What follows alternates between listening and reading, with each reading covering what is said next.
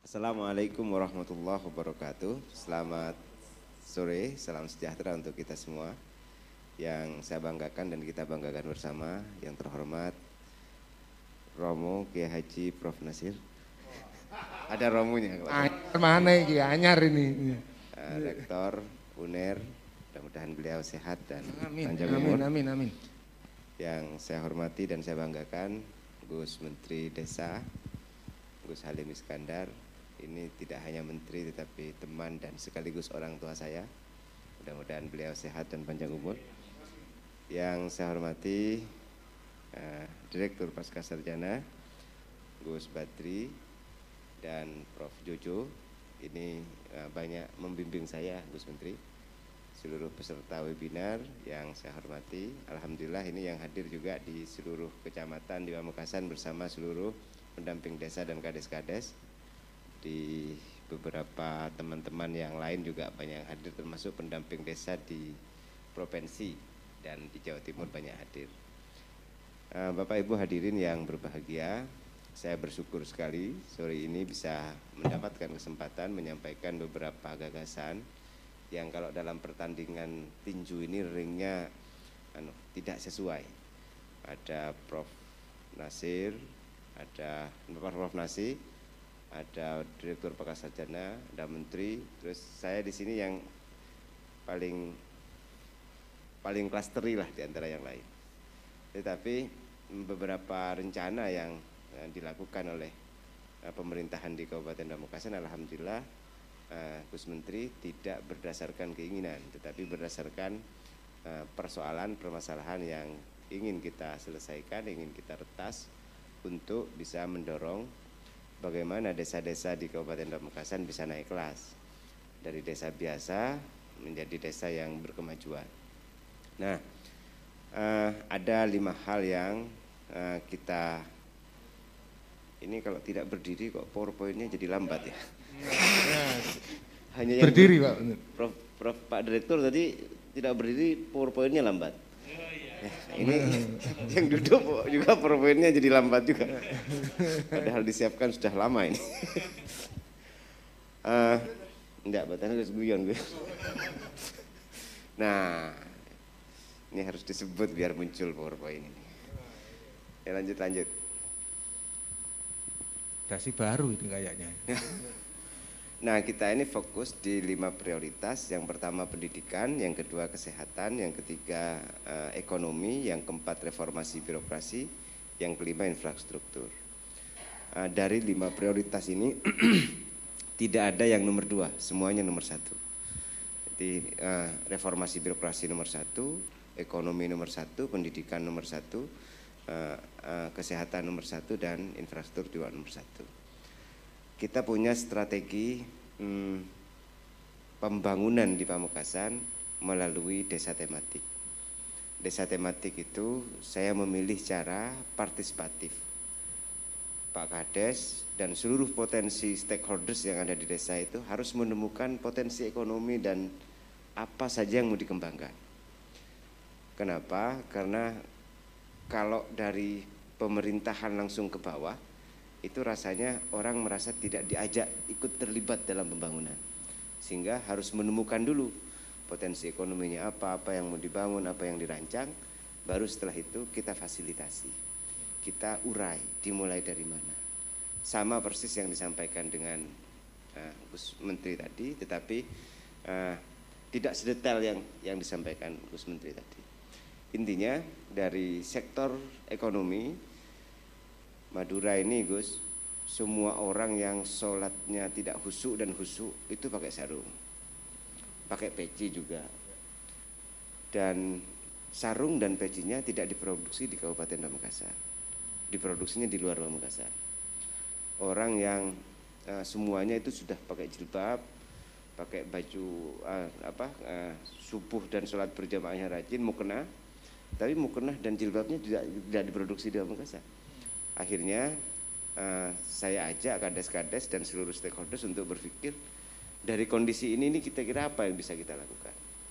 Akhirnya beberapa orang menemukan, oh saya desa Songko, saya desa Sarung, saya kampung Songko, saya kampung Sarung, saya kampung pertanian, saya wisata.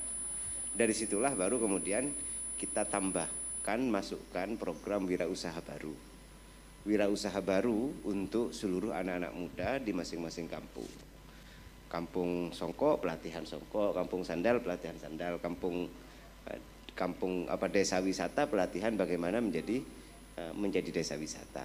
Alhamdulillah dengan pendekatan visi sejahtera dari bawah itu sudah ada yang produksi Songko, sudah ada yang produksi macam-macam, dan kita latih sumber dayanya, kita bantu alat produksinya, kita bantu modalnya melalui skema dana channeling, dana Pemkap yang dikerjasamakan dengan perbankan, dengan skema tanpa bunga selama 2 tahun sampai 3 tahun.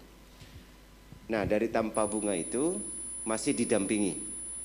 Jadi pemerintah Pamekasan ini setelah orang dilatih, dibantu alat, diberi pinjaman modal tanpa bunga. Ini kok gak gerak-gerak juga PowerPoint. Ya, sudah.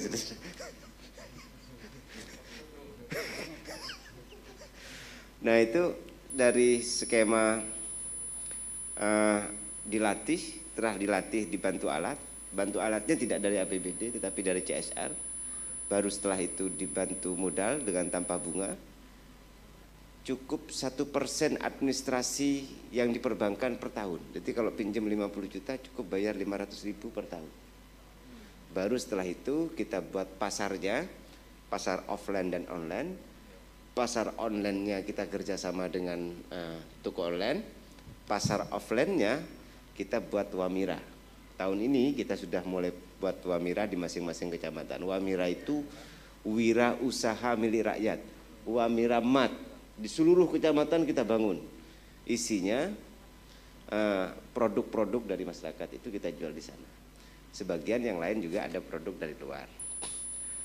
Untuk menjaga atmosfer pikiran masyarakat yang sudah dilatih itu, kita buat Millennial Talent Hub. Millennial Talent Hub itu kita datangkan beberapa orang sukses yang sebelumnya orang biasa di forum seperti ini. Karena pandemi jadi virtual, kita datangkan, suruh bicara bagaimana dia sukses dulu. Sampai sekarang menjadi orang pengusaha sukses. Nah, itu diajak yang masing-masing desa dikumpulkan. Di samping di Millennial Talent Hub itu juga ada tempat kungku bareng antara beberapa peserta wirausaha baru itu. Baru kemudian yang kedua di bidang pendidikan. Saya terinspirasi membaca tulisan Kiai Haji Zawi Imron tahun 2000 awal tentang generasi kelor. Kelor itu katanya Pak Zawi Imron jenis tumbuh-tumbuhan yang tidak terhormat sayur yang lain. Karena hasil penelitian akhirnya sekarang menjadi jenis sayur yang ada di mejanya orang kaya. Pamekasan dengan IPM yang paling bagus di Madura, tetapi saya mau bersaing dengan beberapa kabupaten yang lain di Jawa. Banyak orang yang menang Olimpiade.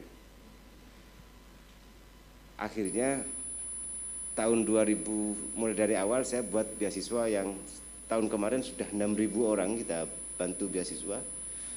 2.000 dikerjasamakan dengan pesantren. Dan keseluruhannya orang tidak mampu. Orang yang tamat SD tidak mampu kita kirim ke pesantren dengan pesantren-pesantren mitra yang sudah kita tentukan. Di situ tidak hanya dididik amaliyah keagamaan, tetapi juga dididik kesadaran meningkatkan nasionalisme.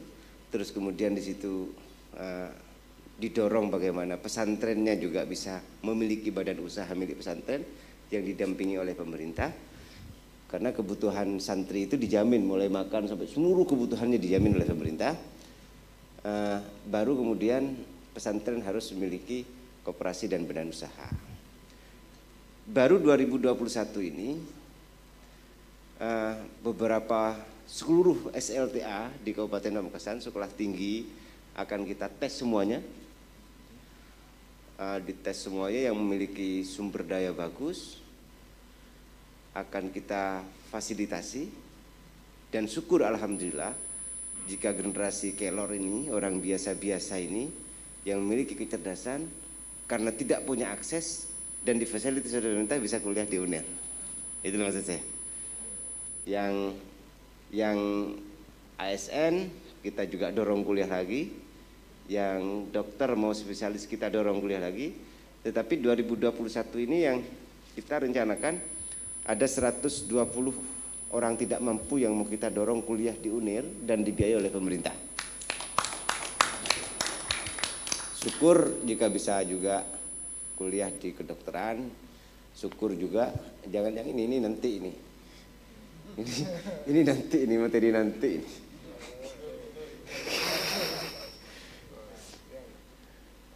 Nah, harapan kita ini prestasi-prestasi yang pernah diperoleh. Harapan kita generasi kelor ini muncul gitu. Orang biasa yang memiliki kecerdasan difasilitasi oleh pemerintah akan kita dorong untuk kuliah di Universitas Airlangga, dan setelah itu pulang ke desanya mengabdi, mendorong pembangunan yang maju di desanya masing-masing. Betapapun sungguh berat sekali merubah habit lama beberapa aparatur sipil kita di kabupaten. Saya kira butuh energi ekstra untuk bisa merubah habit yang sudah terlalu lama, dan kita mau dorong beberapa cara baru untuk bisa mendorong reformasi yang lebih masif dengan indikator-indikator yang lebih jelas, terukur indikatornya. Nah, ini butuh kerja ekstra yang reformasi birokrasi. Karena tugas pemerintahan ini sebenarnya servis ekonomi dan menjaga stabilitas. Kalau servisnya bagus, datang ke puskesmas bagus, datang ke rumah sakit bagus, layanan kesehatannya bagus, terus kemudian buat KTP mudah dan seterusnya, itu bisa dianggap sukses oleh masyarakat. Yang berikutnya kita punya call care di bidang kesehatan. Seluruh rumah di Kabupaten Pamekasan kita tempeli stiker. Kira-kira bunyi stikernya begini: Anda mau konsultasi kesehatan, Anda mau minta antar jemput, telepon nomor ini, akan kita lakukan penjemputan kalau memang harus butuh layanan kesehatan ke puskesmas dan rumah sakit. Ini mendapatkan penghargaan karena kecepatan, karena cara kita yang lebih cepat, dan launchingnya bersamaan dengan awal-awal pandemi COVID. Sehingga orang sesak sedikit telepon, terus kemudian minta dijemput untuk ke rumah sakit dan seterusnya. Ini servis pemerintah kepada seluruh elemen masyarakat, dan keseluruhannya ini memang perlu cara yang tidak mudah merubah kebiasaan lama satu daerah, mulai dari ASN-nya sampai partisipasi masyarakatnya, untuk bisa menuju kebiasaan baru yang lebih produktif, lebih kreatif, dan lebih inovatif. Saya kira itu. Terima kasih untuk seluruh Kades yang ikut, Pak Camat yang ikut, dan pendamping di Kabupaten Pamekasan yang ikut. Prinsip kesempatan baik ini dari beberapa hal yang disampaikan oleh Pak Rektor, Gus Menteri, Pak Direktur, akan menjadi referensi baru bagi saya dan kita semua untuk membangun Pamekasan yang lebih cepat, inovatif, dan berkemajuan. Terima kasih, kurang lebihnya mohon maaf. Assalamualaikum warahmatullahi wabarakatuh. Waalaikumsalam warahmatullahi wabarakatuh. Terima kasih, dan Pamekasan hebat, kan gitu.